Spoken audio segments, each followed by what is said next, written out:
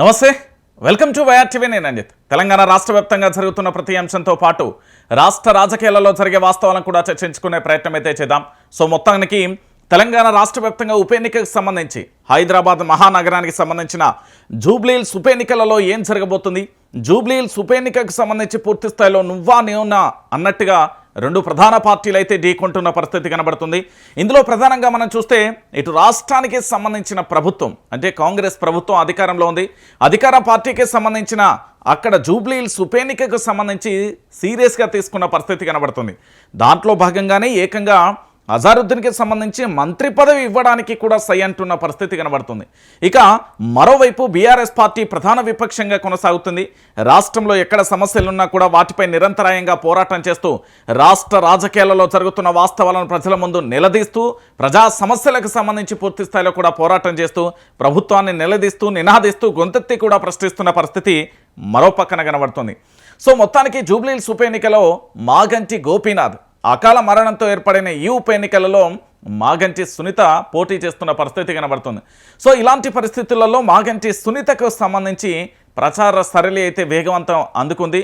ఎక్కడ చూసినా గులాబీ మాట, గులాబీ పాట, గులాబీ దండే కనబడుతున్న పరిస్థితి అయితే కనబడుతుంది.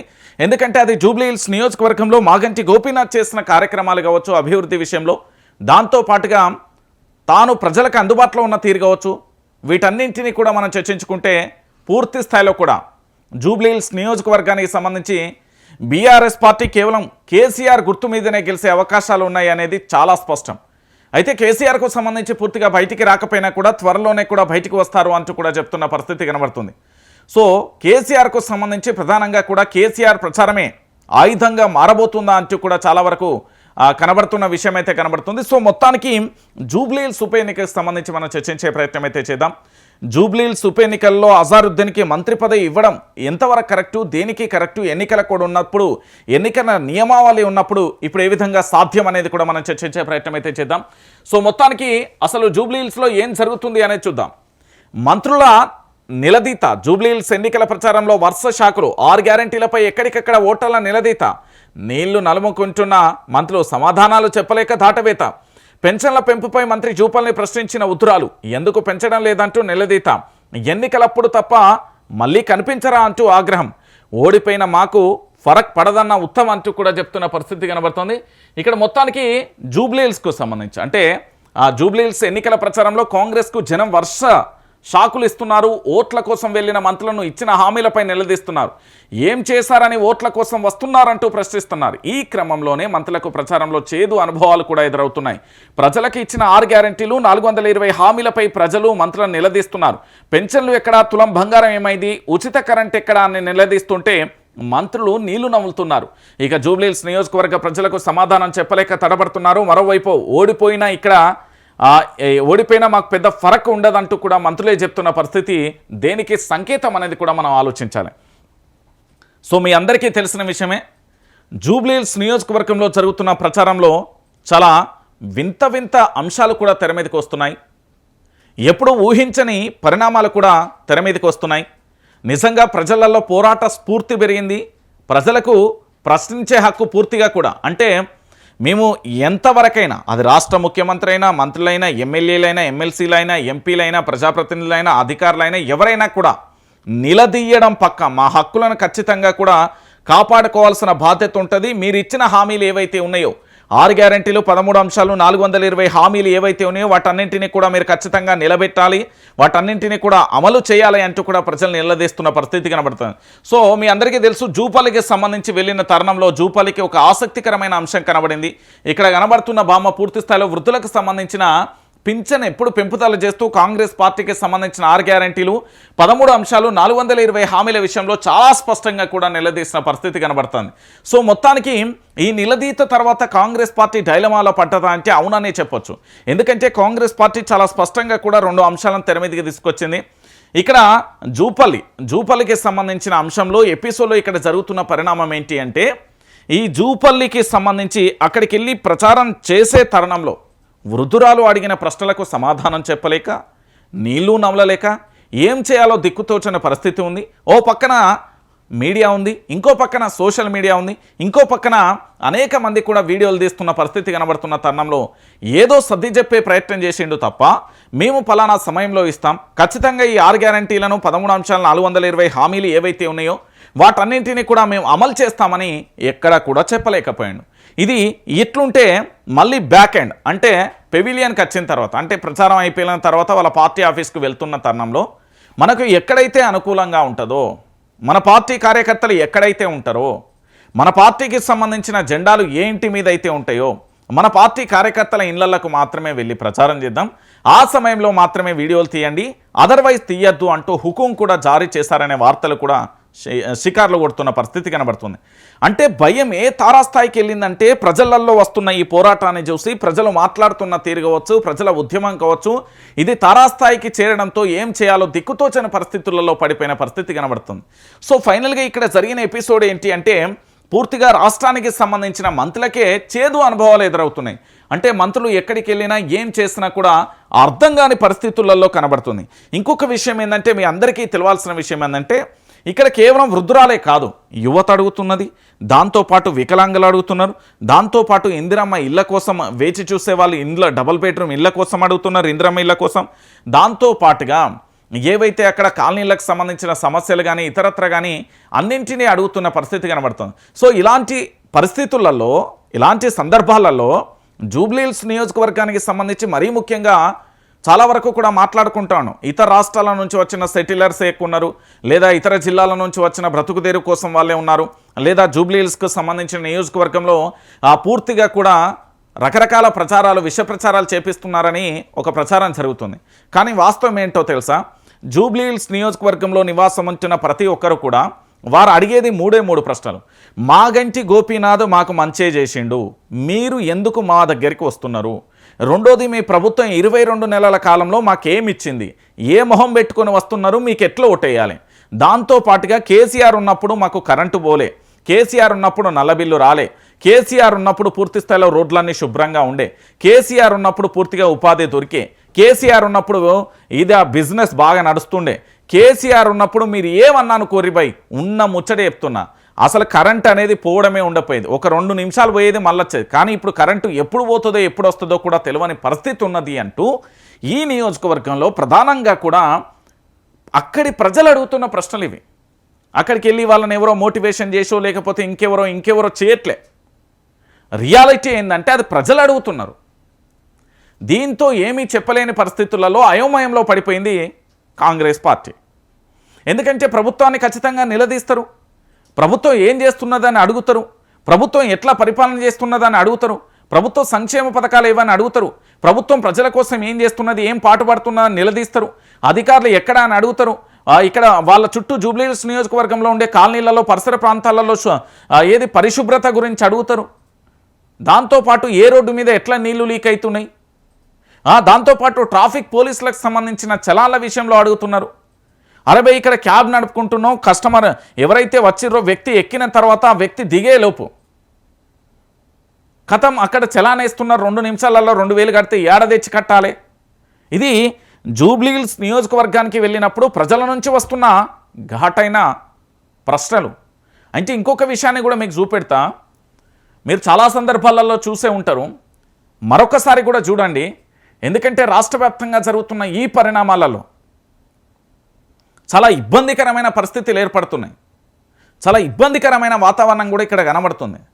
ఆఫీస్కి వెళ్ళే వాళ్ళవి కూడా ఆఖరికి వెహికల్ ఆపితే వాళ్ళకి ఆఫీస్ టైం అవుతుంది, మీరు చలాన్లు కట్టాలని కీలు గుంజుకుంటా ఉంటే కన్నీళ్లు పెడుతున్న దృశ్యాలు కనబడుతున్నాయి. అంటే కాంగ్రెస్ ప్రభుత్వం వచ్చిన తర్వాత దోచుకోవడం అనే ఎగ్జాంపుల్తో పాటు ఈ ట్రాఫిక్ను క్లియర్ చేయాల్సిన ఆలోచన పక్కన పెట్టి చలాన్ల మీద పడడానికి, మరి చలాన్లు వసూలు చేయడానికే ట్రాఫిక్ పోలీసు వాళ్ళు ఉన్నారా? ఇది జూబ్లీహిల్స్ నియోజకవర్గం నుంచి కొంతమంది అక్కడ ఉండే నివాసం ఉంటున్న వ్యక్తులు అడిగిన ప్రశ్నలు ఇవన్నీ. సో దీనికి ఏం సమాధానం చెప్తారో చూడాలి. ఇక ఇదే పని చేయాలి చివరికి. పొన్నం ప్రభాకర్ అన్న మంత్రివర్గం 5 ఏళ్ళు, ఇంకా 2 ఏళ్ళు అయిపోయిన తర్వాత అన్న ఇదే పని చేసుకుంటాడు. ఇక ఏముంటుంది, ఇక ఎట్లా కాంగ్రెస్ పార్టీ ఈ కాంగ్రెస్ పార్టీ ఏమున్నది అధికారంలో మళ్ళా రాదు. నాకు తెలిసి తెలంగాణ ప్రాంత ప్రజలు ఇక జీవితంలో కాంగ్రెస్ పార్టీ ఆ జాతీయ నాయకత్వం వద్దు, మాకు ఈ కాంగ్రెస్ పార్టీ వద్దు, మా ఆత్మగౌరవాన్ని దెబ్బతీసే విధంగా కేసీ వేణుగోపాల్ దగ్గర పోయి రేవంత్ రెడ్డి కూర్చొనేదో భయంతో చెప్పుడు మాకు ఈ ముచ్చటే వద్దు, ఆయన కాలు మీద కాలు కూర్చొనేంది. మళ్ళీ ఇంకొకటి ఏంటంటే నెలకి ఎన్ని పైసలు పోతున్నాయి అనేది ప్రజలు ఆరాధిస్తున్న పరిస్థితి కనబడుతుంది. ఇక చివరికి అన్న దోషలు వేసుకుంటాడో ఇంకేస్తాడో, ఎన్నికలలో కనబడుతున్న కళాఖండాలు ఇవి.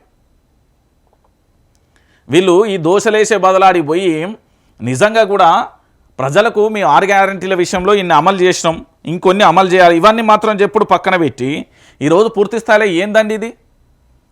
దోషలేసి ప్రచారం చేస్తారా? ఇట్లున్నది పరిస్థితి. ఇంకా జూబ్లీ హిల్స్ నియోజకవర్గానికి సంబంధించి గట్లుంటే ఇక గీన కథ ఎందుకు తెర మీదకి వచ్చింది తెలుసు కదా. అజారుద్దీన్కి సంబంధించి ఏమైంది? నేడు అజారుద్దీన్ ప్రమాణ స్వీకారం. రాజ్భవన్లో మధ్యాహ్నం 12 గంటలకు ప్రమాణం. విమర్శలు వస్తున్నా పట్టించుకొని సర్కార్. అక్కడ ఉన్నది యనుమల రేవంత్ రెడ్డి. ఆయన అసలు దేన్ని పట్టించుకోడు. ఆడున్నది ఏంటంటే మొండిగట్టం. ఆయన ఏమనుకుంటాడో కదా, అది తప్ప ఒప్ప, ప్రజలకు మంచి జరుగుతుందా చెడు జరుగుతుందా, ఈ సందర్భంలో మనం ఓటమి భయాన్ని ఒప్పుకొని ఇప్పుడు కాంగ్రెస్ పార్టీ అభ్యర్థిని మనం నిలబెట్టిన తర్వాత ఆ జూబ్లీ హిల్స్ ఎన్నికలకు సంబంధించి 60% పైగా కూడా మైనార్టీలు ఉన్నారు. ఆ మైనార్టీ ఓటు బ్యాంకు మనం డైవర్ట్ చేయాలి. దాంతోపాటు ఎన్నికలకు సంబంధించి పూర్తి స్థాయిలో కూడా ఏం జరుగుతుంది ఇక్కడ మీ అందరి తెలియని విషయం ఏంది? అటు ఎంఐఎం పార్టీ మద్దతు ఇచ్చింది, దాంతోపాటు మైనార్టీలందరూ కూడా బీఆర్ఎస్ పార్టీ వైపు ఉన్న పరిస్థితి కనబడుతుంది. ఎంఐఎం కాంగ్రెస్కు మద్దతు ఇచ్చినప్పటికీ కూడా మైనార్టీలు బీఆర్ఎస్ వైపే ఉన్నారు. వాళ్ళందరినీ కూడా కాంగ్రెస్ వైపు లాక్కోవాలంటే అజారుద్దీన్కి మేము మంత్రి పదవి ఇస్తామనే కోణంలో చెప్పాలి. ఇంకొక విషయం ఏంటంటే అజారుద్దీన్కి మంత్రి పదవి ఇవ్వడానికి ఏంది అంటే దాదాపుగా హోంశాఖ ఇస్తున్నారు అనే చర్చ జరుగుతుంది. నాకున్న సమాచారం మేరకు హోంశాఖ కానీ ఇతర ఏ శాఖలు ఇచ్చినా కూడా ఇబ్బందికరమైన వాతావరణం ఏర్పడుతుంది. ఏంది అంటే అజారుద్దీన్కి హోంశాఖ ఇచ్చినా కూడా ఇది ఏంది అంటే ముఖ్యమంత్రి దగ్గర తన దగ్గర ఉంచుకోవడానికి ఈ శాఖ ఇస్తున్నారేమో. వ్యూహరచన అంటే భవిష్యత్తుకు సంబంధించిన వ్యూహరచనలో భాగంగానే ఇది జరుగుతున్నదేమో అనే ఒక చర్చ కూడా జరుగుతున్నది. మరి ఏం జరుగుతుంది అనేది మనం కూడా వేచి చూద్దాం. సో మొత్తానికి విమర్శలతున్న పట్టించుకొని సర్కార్. ఎన్నికల వేళ కేబినెట్ విస్తరణపై రచ్చ. ఈసీకి ఫిర్యాదు చేసిన బీజేపీ ఏమున్నది, నేను ఏదో ఒకటి నటిస్తా, నువ్వేం చేయాలంటే అడిగి పోయి కంప్లైంట్ చేయి, ఆటోమేటిక్గా అది ఆగిపోతుంది. అక్కడ ముస్లిం ఓటర్లకు సంబంధించి కూడా మనం చెప్పుకోవచ్చు, అజారుద్దీన్కి నేను మంత్రి పదవి ఇస్తున్నా, పలానా బీజేపీ పార్టీకి సంబంధించిన నేతలు వచ్చిళ్ళు, వాళ్ళందరూ ఈసీకి కంప్లైంట్ చేయడం వల్ల ఆగిపోయింది, గిది నా ప్రయత్నం చేస్తా, మీరు పోయి బీజేపీ వాళ్ళందరూ పోయి ఆపుర్రి, నేను కాంగ్రెస్ పార్టీ నుండి ముఖ్యమంత్రి కాబట్టి నేను మంత్రి పదవి ఇస్తా అనే చెప్పుకునే కోణం తప్ప ఇంకేమైనా ఉన్నదా? దోబూచులాట కార్యక్రమం ఇది. సో మొత్తానికి ఈయనకి ఎందుకు ఇస్తున్నారు అంటే జూబ్లీ హిల్స్ ఎన్నికల కోసం. ఇగో అజారుద్దీన్కు మంత్రి పదవి ఇవ్వద్దు, ఎన్నికల వేళ మంత్రివర్గం విస్తరణ ఎలా, ముస్లిం ఓట్లను తిప్పుకోవాలని ప్లాన్. ఇది రాజకీయం పన్నాగమే అవుతుంది. కోడ్ ఆఫ్ కండక్ట్ను ఉల్లంఘిస్తారా, కేబినెట్ విస్తరణ వెంటనే అడ్డుకోండి, ఈసీకి బీజేపీ నేతల ఫిర్యాదు. ఇగో ఇంకొక విషయం ఏంది అంటే ఇక్కడ ఎన్నికల సమయంలో అజారుద్దీన్కి మంత్రి పదవి ఇస్తారు అనే ఒక టాపిక్ డైవర్షన్ కూడా చేస్తాడు. నేను మరీ ముఖ్యంగా చెప్తున్నా, యనుమల రేవంత్ రెడ్డి టాపిక్ డైవర్షన్ అనేది మైండ్ బ్లాస్ట్ అయ్యేటట్టు ఉంటుంది. ఆయన టాపిక్ డైవర్షన్ చేస్తున్న పరిస్థితి కనబడుతుంది. ఏంది అంటే ఆటోమేటిక్గా జూబ్లీ హిల్స్ ఎన్నికలను గెలిపిస్తే మనకు మంత్రి పదవి వచ్చింది, గెలిపే ముందుకే ఒకవేళ గెలిపిస్తే ఇంకేమి ఇస్తాడో రేవంత్ రెడ్డి అనేది ఒక డైలమాలా వేసే ఆలోచన కూడా చేస్తాడు. ఆయన ఆలోచన తీరు అట్లనే ఉంటుంది. ఇక రెండో అంశం ఏంటంటే ఇక్కడ మనం ప్రధానంగా కూడా చర్చించాల్సింది, ఇది బీజేపీ కాంగ్రెస్ దోబూచులాట. అంటే ఓయమ్మ అంటే చూడు గది పరిస్థితి అనేది ఇంకొక అంశం. ఇక మరో అంశం ఏంటంటే దీంట్లో మనం ఆలోచించాల్సిన విషయం ఏంటంటే ఇక్కడ ఎన్నికల కోడ్ నియమావళి కేవలం బీఆర్ఎస్ పార్టీకే వర్తిస్తుందా, కాంగ్రెస్కు వర్తించదా, బీజేపీకి వర్తించదా అంటే ఇక్కడ కాంగ్రెస్కు వర్తించదండి. ఎట్లా వర్తించదు అనేది కూడా మనం మాట్లాడుకోవచ్చు. ఎందుకు అంటే ఇది రాష్ట్ర వ్యాప్తంగా ఉన్న ప్రజలందరికీ కూడా తెలవాల్సిన విషయం. ఎట్లా అంటే ఈ తెలంగాణలో పూర్తి స్థాయిలో ఒక్కసారి మీరు అందరూ కూడా ఆలోచించండి దయచేసి. నేను తెలంగాణ ప్రాంత ప్రజలందరికీ చెప్తున్నా, కాంగ్రెస్ పార్టీకి సంబంధించిన అభ్యర్థి నవీన్ యాదవ్ వాళ్ళ తండ్రి శ్రీశైలం యాదవ్ ఉంటాడు, చిన్న శ్రీశైలం యాదవ్ ఏమంటారు. ఆయన బైండోర్ కేసులో రౌడీ చీటల్లో మొన్నటి వరకు బైండోర్ అయ్యాడు. సెకండ్ వన్ ఏంటిది, నవీన్ యాదవ్ ఏమని చెప్పిండు, ఇంకో వారం రోజులలో బీఆర్ఎస్ పార్టీకి సంబంధించిన నేతలు నా ఇంటి గడప నా ఇల్లు జూబ్లీ హిల్స్ ఇక్కడ నుండి దాటి ఎట్లా పోతారో ఎట్లా పోనీయమో అంటూ కూడా ఆయన మాట్లాడాడు. మరి అక్కడ ఈ రాష్ట్రానికి సంబంధించిన ఎన్నికల సంఘం ఉంటుంది, ఈ రాష్ట్రానికి సంబంధించిన పోలీసు వ్యవస్థ ఉంటుంది. అల్లర్లను సృష్టించేందుకు ఈయన చేస్తున్న ఘాటైన వ్యాఖ్యలను పరిగణించుకోవాలి, సుమోటోగా కేసు నమోదు చేయాలి. ఇవన్నీ పరిణామాలు ఎక్కడ కూడా కనిపించవు. ఇంకొక విషయం ఏంటంటే ఇక్కడ బీజేపీ పార్టీకి సంబంధించి కాంగ్రెస్ రెండు కూడా డ్రామాలు మొదలుపెట్టినాయి. ఆ డ్రామాలు ఎట్లయితే ఏం కథ అనేది కూడా మనం చూడాలి. అజార్ మంత్రి పదవి అజార్ మంత్రి పదవి ఈసీ ఏమంటుంది? బీజేపీ ఫిర్యాదుతో గందరగోళం, కోడ్ అమల్లో సాధ్యమవుతుందా? అజార్ మంత్రివర్గ ప్రవేశం అంశంపై సిఈసికి లేఖ రాసిన అధికారులు అంటూ కూడా చెప్తున్న పరిస్థితి కనబడుతుంది. ఇక్కడ ఏమైపోతుంది అంటే భారత క్రికెట్ మాజీ కెప్టెన్ కాబట్టి కొన్ని రకాలుగా కూడా ఏంది అంటే ఇప్పుడు ఏంది భారతీయ జనతా పార్టీ ఆపడానికి ప్రయత్నం చేసిందంటే సెంట్రల్ ఉన్నోళ్ళు మళ్ళీ మనకి విమర్శలు వస్తాయి మనకెందుకు అని సైలెంట్గా ఉండే ప్రయత్నం జరుగుతుంది. ఎన్నికల వేళ పూర్తి స్థాయిలో హంగు ఆర్భాటాలు లేకుండా వాళ్ళ రాజ్భవన్కు గవర్నర్ సారథ్యంలో జరుగుతున్నది కాబట్టి దాందేంది పరిస్థితి అని పక్కన పెట్టే ప్రయత్నం జరుగుతుంది. సో మొత్తానికి ఇక్కడ జరిగేది ఏంటి?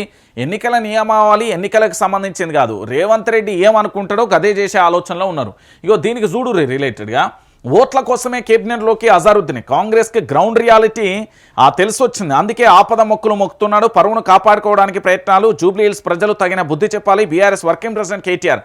అంటే కాంగ్రెస్కు గ్రౌండ్ రియాలిటీ ఏంటి అంటే ఇప్పుడు మీరు ప్రధానంగా ఏదైనా ఒక వార్డు ఓరి అందులో 100 ఓట్లు ఉన్నాయనుకో, అందులో 94 ఓట్లు కూడా బీఆర్ఎస్ వైపే ఉంటాయి, ఇంకో 6 ఓట్లు మాత్రమే కాంగ్రెస్కు ఉంటాయి. ఇక్కడ ఏంది అంటే చాలా వరకు సోషల్ మీడియాతో మాట్లాడించే ప్రజల యొక్క అభిప్రాయాలను తెలుసుకునే క్రమంలో మీరు వచ్చి ఇప్పుడు మీ అభిప్రాయాన్ని తెలుసుకుంటారు, తర్వాత మమ్మల్ని వాళ్ళు వచ్చి బెదిరిస్తున్నారు, వాళ్ళు అంటే ఎవరు అంటే కాంగ్రెస్ వాళ్ళు అని చెప్తున్నారు ప్రజలాడ. సో ఇక్కడ ఏంది అంటే ఏదో ఒకటి చేయాలి ఎట్లనైనా కూడా. ఈ నియోజకవర్గం జూబ్లీహిల్స్ నియోజకవర్గం ఏదైతే ఉందో ఆ జూబ్లీహిల్స్ నియోజకవర్గానికి సంబంధించిన ఈ అజారుద్దీన్ పంచాయతీ ఇంత రేంజ్లో కొనసాగుతుంది కదా, దీనికి సంబంధించి ఎట్లుంటుంది ఏం కథ అనేది కూడా మనం చూడాల్సిన పరిస్థితి కనబడుతుంది. ఇంకొక అంశాన్ని కూడా ఇక్కడ చూడుర్రి, అజారుద్దీన్కి మంత్రి పదవి ఇస్తే తప్పేంది? బీజేపీ మత రాజకీయం చేస్తుంది, ఈసీకి ఫిర్యాదుతో కుట్ర బయటపడింది, మైనార్టీ ఓటు వేయరని బీజేపీకి ముందే తెలుసు, డిప్యూటీ సీఎం బచ్చి విక్రమార్క అంటూ కూడా చెప్తున్న పరిస్థితి కనబడుతుంది. వీళ్ళ బాధ ఏంది అంటే మొత్తం ముస్లిం ఓట్లన్నింటి కూడా కాంగ్రెస్ వైపు డైవర్ట్ చేయాలంటే అజారుద్దీన్ ముందు పెట్టాలి, అజారుద్దీన్కు మంత్రి పదవి ఇవ్వాలి. ఎందుకంటే జూబ్లీహిల్స్ నియోజకవర్గ పుణ్యమని అజారుద్దీన్కి మంత్రి పదవి వస్తుంది. జూబ్లీహిల్స్ నియోజకవర్గ పుణ్యమని కాంగ్రెస్ పార్టీ ఎట్లనైనా 60% పైగా ఉన్న మైనార్టీలు అందరినీ కూడా తమ ఖాతాలో వేసుకునే ప్రయత్నం చేస్తున్న పరిస్థితి కనబడుతుంది. సో మంత్రివర్గ ప్రయత్నంలో భాగంగా అజారుద్దీన్ విషయంలో చాలా ట్విస్ట్లు అయితే ఉండే అవకాశాలు అయితే కనబడుతుంది. ఫైనల్గా ఏం జరుగుతుంది అనేది కూడా మనం కూడా వేచి చూడాల్సిన పరిస్థితి కనబడుతుంది. ఇక మనందరికీ తెలిసిన విషయమే, మీ అందరికీ తెలుసు కదా, ఈయన కాంగ్రెస్ పార్టీ తెలంగాణ రాష్ట్ర అధ్యక్షుడు మహేష్ కుమార్ గౌడ్. బీజేపీది ద్వంద్వ వైఖరి, మైనార్టీల సంక్షేమానికి అడ్డుపడుతుంది, అజారుద్దీన్ మంత్రి పదవి చేయొద్దంటుంది. అజార్ గొప్ప ఆటగాడు, ఎంపీగా సేవలు చేశాడు, మైనార్టీ ఎమ్మెల్యే లేక కేబినెట్ ఛాన్స్ ఇవ్వలేదు, కోడ్ ఉన్నప్పుడు బీజేపీకి కేబినెట్ను విస్తరించింది, రాజస్థాన్లో అభ్యర్థికే మంత్రి పదవి కట్టబెట్టింది, ఇప్పుడు మాత్రం విషం చెమ్ముతుంది అంటూ పీసీసీ చీఫ్ మహేష్ కుమార్ గౌడ్ చెప్తున్న పరిస్థితి కనబడతాం. సో మొత్తానికి ఏంది అంటే ఎన్నికలలో ఓటమి భయమా, లేదా మైనార్టీలకు సంబంధించిన ఓటు బ్యాంకును తమ వైపు తిప్పుకోవడానికా, లేదా ఆ క్యాబినెట్కి సంబంధించి ప్రచార స్థలంలో వార్డుకు ఒక్కొక్క మంత్రి ఇన్ఛార్జిగా ఉన్నప్పటికీ అక్కడ జరుగుతున్న పరిస్థితులు వాస్తవాలు యావత్తు తెలంగాణ సమాజానికి కూడా తెలుసు, ఏం జరుగుతుంది ఎలా ఉంటుంది అనేది మనందరికీ తెలిసిన విషయమే. ఇలాంటి పరిస్థితులలో అజారుద్దీన్కి సంబంధించి ప్రధానంగా ఇవ్వడానికి ఒకటే కారణం ఓటు బ్యాంకు కోసం అనేది ఇది జూబ్లీహిల్స్ ప్రజలకు తెలుసు, తెలంగాణ ప్రాంత ప్రజలకు కూడా తెలుసు. ఇక దాంతో పాటుగా ఇంకొక అంశాన్ని కూడా చూద్దాం. కాంగ్రెస్లో నాపై కుట్రలు, గిట్టని వాళ్ళు తప్పుడు వార్తలు సృష్టిస్తున్నారు, సోషల్ మీడియాలో కావాలనే ఫేక్ న్యూస్, మంత్రివర్గ విస్తరణ నిర్ణయం అధిష్టానిదే, పార్టీ రాహుల్ కోసమే కష్టపడి పనిచేస్తా, మునుగోడు ఎమ్మెల్యే రాజగోపాల్ రెడ్డి. మంత్రివర్గ విస్తరణ ప్రస్తావనను అడ్డు పెట్టుకొని తనపై కొందరు దుష్ప్రచారం చేస్తున్నారని మునుగోడు ఎమ్మెల్యే కోమటిరెడ్డి రాజగోపాల్ రెడ్డి తీవ్ర అసంతృప్తి వ్యక్తం చేశారు. తనపై కావాలనే రాజకీయంగా టార్గెట్ చేస్తున్నారని ఆయన ఆరోపించారు. నేను చెయ్యని అనని వ్యాఖ్యలను కూడా అంటగట్టి ప్రతిపక్షాలు అసత్య ప్రచారం చేస్తున్నాయి, నా రాజకీయ నిర్ణయాల గురించి ఏదైనా ఉంటే నేనే మీడియా సమావేశం నిర్వహించి ప్రకటిస్తాను అంటూ కూడా స్పష్టం చేశారు. ప్రస్తుతం మంత్రివర్గ విస్తరణ అంశాన్ని అడ్డు పెట్టుకుని సోషల్ మీడియాలో తనపై ట్రోలింగ్ జరుగుతున్నాయని మండిపడుతున్నారు. పార్టీ శ్రేయస్సును దృష్టిలో ఉంచుకొని అధిష్టానం నిర్ణయం తీసుకుంటుందని తెలిపారు. మంత్రివర్గ విస్తరణపై అధిష్టానం తీసుకునే నిర్ణయాన్ని స్వాగతిస్తున్నానని, పార్టీకి ఏది మంచో ఆ నిర్ణయాన్ని వెలువడుతుందని ఆయన తెలిపారు. మునుగోడు అభివృద్ధికి కట్టుబడి ఉన్నానని, ఒక ఎమ్మెల్యేగా క్రమశిక్షణ కలిగిన కార్యకర్తగా నియోజకవర్గ అభివృద్ధికి కృషి చేస్తానని చెప్పిన పరిస్థితి కనబడతాను. అసలు భారతీయ జనతా పార్టీలో ఉన్న రాజగోపాల్ రెడ్డిని తీసుకొచ్చి కాంగ్రెస్ పార్టీలో జాయిన్ చేసుకున్నారు. కండిషన్ ఏంటి? కాంగ్రెస్ పార్టీలో రాజగోపాల్ రెడ్డి రావాలి అంటే మంత్రి పదవి ఇవ్వాలి. 22 నెలల కాలంలో కాంగ్రెస్ పార్టీ కోసం కష్టపడనోనికి, కాంగ్రెస్ పార్టీ జెండా మోయనోనికి, కాంగ్రెస్ పార్టీ ఉద్యమం చేయనోళ్లకు మంత్రి పదవులు ఇస్తారు. కానీ కాంగ్రెస్ పార్టీ క్రియాశీలకమైన కార్యకర్త, కాంగ్రెస్ పార్టీ వాళ్ళ ఇంట్లో మొదటి నుంచి కూడా కాంగ్రెస్ పార్టీ జెండానే ఎగిరింది. అలాంటి ఆయనకు మాత్రం మంత్రి పదవి విషయంలో మాత్రం మరి ఎవరు అడ్డుపడుతున్నారు అనేది కూడా ఆసక్తికర అంశంగా మారిపోయింది. ఇంకొక విషయం ఏంటంటే నల్గొండ జిల్లాకు సంబంధించి ఈ మునుగోడు నియోజకవర్గంలో వాళ్ళ సొంత నియోజకవర్గంలో మీ అందరికీ తెలుసు గురుకులాలు కానీ ఆశ్రమ పాఠశాలలు కానీ కస్తూర్బా కానీ లేదా ఇతరత్ర పాఠశాలల్లో ప్రభుత్వం పాఠశాలల్లో పూర్తి స్థాయిలో మౌలిక సదుపాయాల కోసం దాదాపుగా 1,50,00,000 రూపాయలను వెచ్చించి అక్కడ వాళ్ళ పిల్లలందరికీ కూడా మౌలిక సదుపాయాలు కల్పిస్తున్న పరిస్థితి కనబడతాం. ఇక ఇంకొక వైపు కూడా ఆలోచించాల్సిన విషయం ఏంటంటే కోమటిరెడ్డి రాజగోపాల్ రెడ్డి మాట్లాడే మాట కొందరికి ఘాటుగా అనిపిస్తుందేమో కానీ పాపం ఆయన సున్నితమైన మనసు. ఎందుకంటే ప్రజల గురించి ఆలోచించే తత్వం, ప్రజల గురించి పరితపించే తత్వం అదొకటి మునుగోడు రాజకీయాలలో మీరు చూడొచ్చు. ఎందుకంటే ఆయన మాట్లాడే భాష అట్లుండి అనిపిస్తుందేమో కానీ కావాలనే పాపం దుష్ప్రచారం చేస్తున్నారు. మునుగోడు సంబంధించిన ఎమ్మెల్యేకి నాకు మంత్రి పదవి రావాలి రాజగోపాల్ రెడ్డికి సంబంధించిన మంత్రి పదవి విషయంలో అడ్డుపడటమే కాకుండా ఇంకొకటి ఏంటంటే అధిష్టానమే ఏదైనా చూసుకుంటుంది. రకరకాలుగా ట్రోలింగ్ జరుగుతున్నాయి. ఏంటి అంటే పూర్తి స్థాయిలో ఈరోజు ఉదయం మంత్రి పదవి రాబోతున్నది నల్గొండ జిల్లాకు సంబంధించిన రెడ్డి సామాజిక వర్గానికి సంబంధించిన ఫేస్బుక్లో పెడుతున్నారు. దాంతోపాటు అజారుద్దీన్కి ఇస్తున్నారు, కోమటిరెడ్డి రాజగోపాల్ రెడ్డి ఎందుకు ఇస్తలేరు అనే ప్రశ్న కానీ దాంతోపాటు రకరకాల ప్రచారాలు జరుగుతున్నాయి. ఏమి జరిగినప్పటికీ కూడా కోమటిరెడ్డి రాజగోపాల్ రెడ్డికి కాంగ్రెస్ పార్టీ మంత్రి పదవి కానీ మీరు ఆలోచిస్తున్నారు, కానీ రాజగోపాల్ రెడ్డి ఓ అడుగు ముందుకేసి ముఖ్యమంత్రి పీఠాన్ని ఆలోచిస్తున్నారు. అంటే జూబ్లీహిల్స్ నియోజకవర్గంలో కనుక పార్టీ ఓడిపోయి రేవంత్ రెడ్డి కనుక పతనం అయిపోతే తన చుట్టూ ఉండే సహచరులు దాదాపుగా 40-50 మంది ఎమ్మెల్యేలు కూడా తన స్నేహితులే ఉన్న పరిస్థితి కనబడుతుంది. సో ఏదైనా చేయడానికి రాజగోపాల్ రెడ్డి ఉన్నాడు. కానీ ఒక పార్టీ యొక్క క్రమశిక్షణను పూర్తి స్థాయిలో కూడా పాటిస్తూ ఒక క్రమశిక్షణ కలిగిన క్రియాశీలక కార్యకర్తగా ఇంకా పార్టీ కోసం, పార్టీ నిర్ణయాల కోసం వేచి చూస్తున్న పరిస్థితి కనబడుతుంది. ఎక్కడా కూడా పార్టీకి వ్యతిరేక పనులు చేయలేదే, పార్టీకి వ్యతిరేకంగా ఏం చేయలే కదా. పార్టీ కోసమే కష్టపడ్డాడు, పార్టీని అధికారంలోకి తీసుకురావడానికి కష్టపడ్డాడు, పార్టీకి సంబంధించిన అభ్యర్థులను గెలిపించడానికి కష్టపడ్డాడు, పార్టీ చేయకపోయినా సొంత నిధులు పెట్టి అభివృద్ధి చేసుకుంటుండు. ఇది కదా కోమటిరెడ్డి రాజగోపాల్ రెడ్డి. సో మంచి చేసిన ఆయనకు పూర్తి స్థాయిలో కూడా జరుగుతున్న పరిణామాలలో మీరు అందరూ కూడా ఆలోచించాల్సిన విషయం ఏంటంటే ఇక్కడ తెలంగాణ రాష్ట్ర వ్యాప్తంగా కూడా ఇప్పుడు ఎమ్మెల్యేకు సంబంధించి ఇప్పుడు కాంగ్రెస్ పార్టీ ఎమ్మెల్యేలు చాలామంది ఉంటారు. కాంగ్రెస్ పార్టీ ఎమ్మెల్యేలలో చాలామంది ఉన్నప్పటికీ కూడా ఆ ఎమ్మెల్యేలకు సంబంధించి జరుగుతున్న పరిణామాలలో మనం కొన్ని అంశాలను చూస్తాం. ఏ ఒక్కరు కూడా సొంత నిధులతో అభివృద్ధి కార్యక్రమాలు చేయలే, అలాంటివి చేస్తున్నాడు. ఖచ్చితంగా కూడా రేవంత్ రెడ్డి మంత్రి పదవి ఇవ్వాల్సిందే, అందులో ముఖ్యంగా హోంమంత్రి పదవి ఇవ్వాల్సిందే. రాజగోపాల్ రెడ్డి నికార్సైన కాంగ్రెస్ వాది కదా, దానికి మించి ఇంకేం జరుగుతుంది. ఇక దాంతోపాటుగా ఈ చూసిలా నవీన్ యాదవ్ మీ అందరికీ గుర్తుండాలి, జూబ్లీహిల్స్ నియోజకవర్గానికి సంబంధించిన కాంగ్రెస్ అభ్యర్థి నవీన్ యాదవ్. అయితే నవీన్ యాదవ్కు సంబంధించి ప్రధానంగా కూడా కొన్ని అంశాలు తెర మీదకి వచ్చినాయి. నవీన్ యాదవ్ మీద రౌడీ షీట్ ఉందని, నవీన్ యాదవ్ అంటే వాళ్ళకి సంబంధించి రౌడీకి సంబంధించిన వ్యవస్థ కార్యకలాపాలు చేస్తారని, బెదిరింపులకు పాల్పడతారు, రకరకాల ప్రశ్నలు ఉత్పన్నమైనవి. కానీ తాను చెప్పిన మాట ఇక్కడ జరిగేదానికి కాస్త రియాలిటీ కనబడుతున్నదని కొంతమంది రాజకీయ విశ్లేషకులు అంటున్నారు. ఎట్లా అంటే నిన్నగాక మొన్ననే కదా సాయంత్రమో మధ్యాహ్నం ప్రెస్ మీట్ ఒక అందరితో మీడియాతో మాట్లాడుతున్న సందర్భాలలో తాను ఒక మాట అన్నాడు. జూబ్లీహిల్స్ నియోజకవర్గం నాది, ఇది నా ఇల్లు లాంటిది, ఇక్కడే నేనుంటా. దాంతోపాటు జూబ్లీహిల్స్ నియోజకవర్గానికి సంబంధించి ఇక్కడికి వచ్చిన బీఆర్ఎస్ పార్టీ కార్యకర్తలు కూడా బయటికి ఎట్లా వెళ్తారో చూద్దామన్నాడు. ఇది అందరికీ తెలిసిన విషయమే కదా. సో ఇట్లా చెప్పిన నవీన్ యాదవ్ చెప్పి 24 గంటలు 48 గంటలు దాటిందో లేదో ఇలాంటి సంఘటన చోటు చేసుకున్నాయి.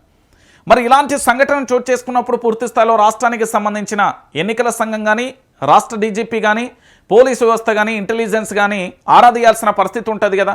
మరి ఏం చేసింది కాంగ్రెస్ గూండాగిరి? బీఆర్ఎస్ నేతలు కార్యకర్తలపై నవీన్ యాదవ్ సోదరుడి దౌర్జన్యం. ఏది వేసేస్తా, వారం రోజులలో బీఆర్ఎస్ క్యాడర్ లేకుండా చేస్తా అంటూ జూబ్లీహిల్స్ కాంగ్రెస్ అభ్యర్థి నవీన్ యాదవ్ బెదిరింపులకు దిగి 24 గంటలు గడవలేదు రౌడీ ముఖ రంగంలోకి దిగింది. బీఆర్ఎస్ అభ్యర్థి మాగంటి సునీత గోపీనాథ్ తరపున ప్రచారం నిర్వహిస్తున్న బీఆర్ఎస్ ఖమ్మం జిల్లా నాయకుల బృందంపై కాంగ్రెస్ గూండాలు దాడికి తెగబడ్డారు. వెంగళరావు నగర్లోని వికాస్పూర్లో ప్రచారం నిర్వహిస్తున్న నవీన్ యాదవ్ సోదరుడు వెంకట్ యాదవ్ 15 మందితో వచ్చి దాడికి దిగాడు. బీఆర్ఎస్ జెండాలు, కరపత్రాలు, ఓటర్ల లిస్టు లాక్కొని వెళ్ళిపోవాలని బెదిరించారు. దీనిపై బీఆర్ఎస్ తీవ్రంగా స్పందించింది. తీరు మారకపోతే ప్రజలే బుద్ధి చెప్తారని హెచ్చరించింది. నిందితులపై చర్యలు తీసుకోవాలని పోలీసులకు ఫిర్యాదు కూడా చేసింది. జూబ్లీహిల్స్ వికాస్పూర్లో గురువారం సాయంత్రం బీఆర్ఎస్ బృందంపై కాంగ్రెస్ గూండాలు జరిపిన దాడికి సంబంధించిన పోలీసులకు వివరిస్తున్న ఎమ్మెల్సీ తాతామధు నాయకులు అంటే ఆ సుల్తాన్పూర్లో కూడా బెదిరింపులకు ప్రచారం నిర్వహిస్తున్న బీఆర్ఎస్ నేతలపై రౌడీయిజం, కాంగ్రెస్ అరాచకంపై చర్యలు తీసుకోండి, బీఆర్ఎస్ను ఖతం చేస్తాననడం దుర్మార్గం, కోడ్ ఉల్లంఘనను సీరియస్గా పరిగణించండి, ఎన్నికల కమిషన్కు బీఆర్ఎస్ ఫిర్యాదు అంటూ కూడా చూడొచ్చు. సో మొత్తానికి జూబ్లీహిల్స్ నియోజకవర్గంలో జరుగుతున్న ఈ ఆసక్తికరమైన అంశం కాదు, ఇది ఏంది అంటే కొన్ని జీవితాలకు సంబంధించి ఇంపాక్ట్ చేసే అంశం. ఎట్లా అనేది కూడా నేను చెప్తాను. ఎందుకంటే ఈ బెదిరింపులకు పాల్పడితే రేపు పొద్దుగాల ఎమ్మెల్యేగా గెలిస్తే వారి యొక్క గ్యాంగ్ చేసేది ఇదేనా అనేది కూడా ఆరోపణ వస్తున్న పరిస్థితి కనబడుతుంది. నియోజకవర్గం నుంచి వెళ్ళండి, రేపటి నుంచి కనిపిస్తే వేసేస్తా. మనం తాలిబాన్ల రాజ్యంలో లేమే, అట్లానికి ఏం రాజ్యంలో లేమే అంటే భారత రాజ్యాంగం అమల్లో లేదా, ఇక్కడ ప్రజాస్వామ్యం అమల్లో లేదా? మాగంటి సునీత గోపీనాథ్ తరపున ప్రచారం చేస్తే చంపేస్తాం, కాంగ్రెస్ అభ్యర్థి తమ్ముడు వెంకట్ యాదవ్ గ్యాంగ్ బెదిరింపులు. వికాస్పూర్లో ప్రచారం చేస్తుండగా 15 మందితో వచ్చి వార్నింగ్, బీఆర్ఎస్ జెండాలు, ఓటర్ల లిస్టు, కరపత్రాలు లాక్కున్న వైనం. నవీన్ యాదవ్ బెదిరించి గంటలు గడవక ముందుకే దౌర్జన్యం, ఘటనా స్థలాన్ని పరిశీలించిన తాతా మధు బీఆర్ఎస్ బృందం. తీరు మార్చుకోకపోతే ప్రజలే తగిన శాస్తి చెప్తారు తాతా మధు. బోరబండ పోలీస్ స్టేషన్లో ఫిర్యాదు చేసిన బీఆర్ఎస్ నేతలపైనే దాడికి తెగబడితే సామాన్యుల పరిస్థితి ఏంటంటూ కూడా ప్రశ్నలు వస్తున్న పరిస్థితి కనబడుతుంది. సో మొత్తానికి ఇక్కడ ఏమన్నారో తెలుసా? ఎవర్రా మీరు ఇక్కడ నిలబడ్డరు, ఎక్కడి నుండి వచ్చిర్రు కొడుకులారా, ఇక్కడ ప్రచారం చేస్తారా, రేపటి నుంచి ఒక్కడు కూడా ఇక్కడ కనబడద్దు, కనబడితే చంపేస్తాం కొడుకులారా, బీఆర్ఎస్ తరపున ప్రచారం చేస్తే ఒక్కొక్కరిని వేసేస్తాం. ఇది వాళ్ళ గ్యాంగ్ మాట్లాడిన అంశం. ఇక ఇంకొక అంశం, మరి ఇంత మాట్లాడినప్పుడు రాష్ట్రానికి సంబంధించిన డీజీపీ స్పందించాలి, రాష్ట్రానికి సంబంధించిన ఈ హైదరాబాద్కు సంబంధించిన కమిషనర్ స్పందించాలి, దాంతోపాటు అక్కడ ఉండే ఎస్పీలో డిఎస్పీలో వ్యవస్థ స్పందించాలి కదా, ఎన్నికల సంఘం చర్యలు తీసుకోవాలి కదా. ఆ 100 మందిని బైండ్ ఓవర్ చేసి మళ్ళీ అయిపోయింది కదా, వాళ్ళందరినీ కూడా సిటీలకి వెళ్ళిపోమాలని చెప్పాలి కదా. బీఆర్ఎస్ పార్టీ అంటే భయపడి వెనకడుగు వేసే పార్టీ ఆ కార్యకర్తల నైజం కాదు. అది ప్రతి ఒక్క కార్యకర్త దగ్గర కేసీఆర్ గుండె ఉంటుంది, ఆ ధైర్యం ఉంటుంది, ఆ తెగింపు ఉంటుంది, ఆ త్యాగం ఉంటుంది. బీఆర్ఎస్ పార్టీకి సంబంధించిన కార్యకర్తలు బెదిరిపోతారు అనుకోవడం మూర్ఖత్వం. బీఆర్ఎస్ పార్టీ అనేది ప్రేమపూర్వకమైన పార్టీ. ఆ పార్టీ కార్యకర్తలు ఏం చేస్తున్నారు? ఇప్పుడు ఎక్కడ ఎన్నికలు జరిగినా కూడా కాంగ్రెస్ పార్టీ తరఫున వివిధ జిల్లాల నుంచి వచ్చి ఇన్ఛార్జీలుగా మంత్రులు పనిచేయట్లేదు, మరి వాళ్ళను కూడా వెళ్ళిపోమన్నారు. వివిధ జిల్లాల నుంచి వచ్చే నేతలు పనిచేస్తలేరా, మరి వాళ్ళను కూడా వెళ్ళిపోమని చెప్పుర్రి. ఇదెక్కడి దౌర్జన్యం, ఇదెక్కడి రాక్షసానందం? కాంగ్రెస్ పార్టీ అంటే ప్రజల కోసం పనిచేయాలి, కానీ ఒక పార్టీ బీఆర్ఎస్ పార్టీ నాయకులను బెదిరిస్తూ ఉంటే పోలీసు వ్యవస్థ ఏం చేస్తుందండి? ఇక్కడ మీరు అర్థం చేసుకోవాల్సింది ఏంటంటే, గెలవక ముందే ఇలాంటి పరిస్థితులు ఉంటే గెలిస్తే పరిస్థితి ఏందో కూడా ఆలోచించుకోరు. ఇంకొక విషయం ఏంటంటే, అక్కడ పూర్తిగా కూడా ఆలోచించాల్సిన విషయం, ఓటమిని అంగీకరించి ఇట్లా భయపడుతున్నారా ఏంటి అనేది కూడా ఆలోచించాల్సిన విషయం మీరే తెలుసుకోరు. నేను చెప్తున్నా కదా, తెలంగాణ ప్రాంత ప్రజలందరూ కూడా, ఇక తెలంగాణ ప్రాంత ప్రజలందరూ కూడా దయచేసి నేను ఒక మాట చెప్తా. నాకు చాలా బాధ అనిపించిన విషయం, చాలా హృదయ విదారకమైన విషయం ఇది. నేను మళ్ళీ చెప్తున్నా, ఇక్కడ కనబడుతున్న ఈ తల్లిని చూసిర్రా, ఉస్నాబాద్కు సంబంధించి వర్షాలకు వడ్లు తడిసిపోవడంతో తమను ఆదుకోవాలంటూ కలెక్టర్ హైమావతి కాళ్ళు మొక్కి వేడుకుంటున్న మహిళా రైతు కిడిక తారవ్వ. ఏంది దేవుడా, ఏం చేసి బ్రతకాలి? అయ్యో దేవుడా, మేము ఎట్లా బ్రతకాలి? నేనేం చేయాలనో చెప్పు నాయన, నిన్నటి దాకా ఈడనే ఉన్నా, నిన్న వడ్లు మంచిగానే ఉన్నాయి, మంచిగానే నేర్పిన, తేమ కూడా మంచిగానే వచ్చింది, అయినా కొనలేదు, వానపడి ఇప్పుడు అంతా కొట్టుకుపోయిందిరా దేవుడా, నేను ఏం చేయాలి? ఇది మహిళా రైతుకు సంబంధించి సిద్దిపేట జిల్లా ఉస్నాబాద్ మండలం పోతారం గ్రామానికి సంబంధించిన ఈ మహిళ. మీకు సోషల్ మీడియాలో ఈ మహిళకు సంబంధించిన కన్నీళ్ళు, ఇక్కడ కాళ్ళు మొక్కిన దృశ్యాలు కనబడతాయి. నేను చాలా స్పష్టంగా చెప్తున్నా, ఈ రాష్ట్రంలో ఉన్న మనసున్న మహారాజులందరూ ఆర్థికంగా ఈ తల్లికి సాయం చేయరి. ఒక్క గింజ కూడా కనీసం కనబడకుండా పోయింది. వడ్ల రాసులు పోస్తే ఒక గింజ కూడా లేదు, మొత్తం డ్రైనేజ్ కాలువల పోతే ఆ తల్లి ఆర్తనాదాలు చేస్తున్నది. దయచేసి ఈ వార్త విన్నా లేదా ఈ వార్త చూసినా అక్కడి గ్రామానికి సంబంధించిన వివరాలు సేకరించండి. నేను కూడా వివరాలు సేకరిస్తా, వాళ్ళ బ్యాంక్ అకౌంట్ డీటెయిల్స్, తన ఫోన్ నెంబర్ కూడా నేను తీసుకుంటా. నేను కూడా రేపటి మార్నింగ్ న్యూస్లో ఖచ్చితంగా కూడా వేస్తా. తనకు ఖచ్చితంగా కూడా తెలంగాణ సమాజం మేము ఉన్నాం, ఆ తల్లిని మేము కాపాడుకుంటాం. ఆ తల్లి మా తల్లి, ఆ తల్లికి వచ్చిన కష్టం ఏ తల్లికి రావద్దు. ఎందుకంటే ప్రకృతి సృష్టించిన విలయ తాండంలో బలైపోయింది తన కష్టార్జితం. సో ఖచ్చితంగా కూడా మనందరం కూడా సాయం చేయాల్సిన బాధ్యత మనపై ఉంటుంది. ఇక ఇంకొక విషయం ఏంటంటే తెలంగాణ ప్రాంత ప్రజలు కూడా ఆలోచించాల్సిన విషయం ఏంటంటే రైతు పొగిడిలే గుండె పగిలే ఏంటి ప్రకృతి ప్రకోపం, సర్కారు నిర్లక్ష్యం, తడిసిన పంట. మెందా ఎఫెక్టుకు సంబంధించి వరి, మక్క, పత్తి పంటలకు తీవ్ర నష్టం. 4.47 లక్షల ఎకరాలలో పంటలు దెబ్బతిన్నట్లుగా అంచనా. వడ్ల కొనుగోలు కేంద్రాలలో కన్నీరు మున్నేరైన రైతులు. తేమ కొర్రీలకు ఆ తోడు వాన దెబ్బ. పత్తి రైతు గుండె కోత. వరంగల్ హనుమకొండ కాజీపేటను ముంచెత్తిన వరద. 7 దుర్మరణం. వరద నీటిలో 3 గల్లంతో నీటి ముంపులోని కాలనీలు చిక్కుకున్న 15,000 మంది. మరో 2 రోజులు వాన. వాతావరణ శాఖ హెచ్చరిక అంటూ కూడా చెప్తున్న పరిస్థితి కనబడుతుంది. ఇక భారీ వర్షాల కారణంగా గురువారం హనుమకొండ జిల్లా సమ్మయ్య నగర్లో 100 ఫీట్ల రోడ్డుపై ప్రవహిస్తున్న వరద నీరు అంటూ కూడా ఇక్కడ చూస్తున్న పరిస్థితి. వానకు దెబ్బతిన్న పంట, రైతు ఆత్మహత్య అంటే కూడా కొమరం ఆసిఫాబాద్ జిల్లాలో విషాదం. ఇక పెళ్లిలో మిగిలిన అన్నం బాధితులకు పంపండి, మాకు చెప్తే మా బృందాలు వచ్చి సేకరిస్తాయి. వరద బాధితులపై కాంగ్రెస్ ఎమ్మెల్యే నాయిని వ్యాఖ్యలపై మండిపడుతున్న నెటిజన్లు. ఇక సహాయక చర్యలలో గులాబీ శ్రేణులు. విపత్తులో బాధితులకు అండగా బీఆర్ఎస్. వరదలలో చిక్కుకున్న వారికి ఆహారం పంపిణీ. భరోసాకు బాధితులకు భరోసా అంటూ కూడా చెప్తున్న పరిస్థితి కనబడుతుంది. సో మొత్తానికి ఇక్కడ అంశాన్ని కూడా మీరు అందరూ కూడా ఆలోచించండి. ప్రభుత్వానికి సంబంధించిన మంత్రులు, రాష్ట్రానికి సంబంధించి ముఖ్యమంత్రి ఉన్నాడు. ముఖ్యమంత్రి సమీక్షా సమావేశం టెలికాన్ఫరెన్స్ వరంగల్కు బయలుదేరింది లేదు. రాష్ట్రానికి సంబంధించిన మంత్రులందరూ కూడా మీ అందరికీ తెలిసిన విషయమే. జూబ్లీహిల్స్ నియోజకవర్గంలో ఏదో పడిపోతుంది, ఎత్తిపోతుంది అన్నట్టుగా ఉన్నారు. కానీ ఇక్కడ వరదలు వచ్చి అల్లాడిపోతున్న ఈ తల్లిని కనీసం పలకరించడానికి, ఎంతో కొంత ఆర్థిక సాయం చేయడానికి, ఆమె కన్నీరు ఓదార్చడానికి వెళ్ళిన ఏ ఒక్క నాయకుడు కూడా లేని పరిస్థితి కనబడుతుంది.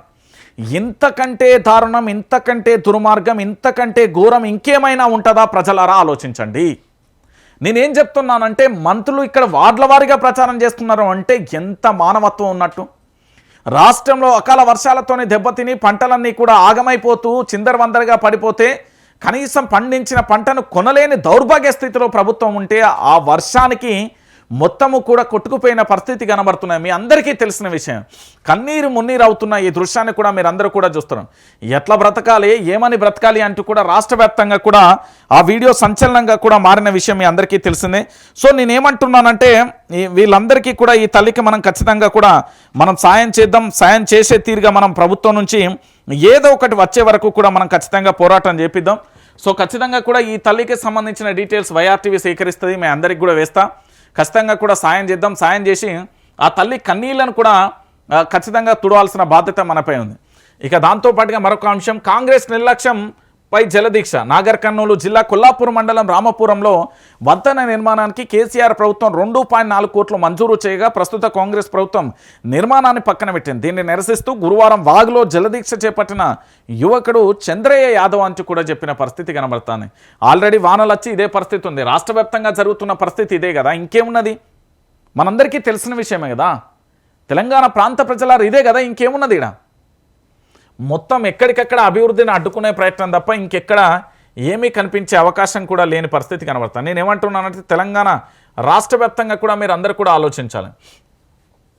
రైట్, ఇక రంగంలోకి అగ్రనేతలు. నేటి నుంచి హీట్ ఎక్కనున్న జూబ్లీహిల్స్ ఉప ఎన్నికల ప్రచారంలో పాల్గొననున్న CM Revanth, KTR road show, corner మీటింగ్లతో జోష్. విస్తృత పర్యటనతో బిజీగా కేంద్ర మంత్రి కిషన్ రెడ్డి అంటూ కూడా చెప్పిన పరిస్థితి కనబడుతుంది. ఇక్కడ రేవంత్ రెడ్డి రాని, రాహుల్ గాంధీ రాని, ప్రియాంక గాంధీ రాని, సోనియా గాంధీ రాని, కిషన్ రెడ్డి రాని, లేకపోతే ప్రధాని నరేంద్ర మోడీ రాని, అమిత్ షా రాని, ఇంకెవరన్నా రాని, ఫైనల్గా జరిగేది గులాబీ బాస్ కల్వకుంట్ల చంద్రశేఖరరావు గారి పార్టీ ఏదైతే ఉందో బీఆర్ఎస్ పార్టీ కార్నర్ మీటింగ్ చేసినా, ఏ మీటింగ్ చేసినా, ఎట్లా చేసినా ప్రజలు అటువైపే ఉంటారు.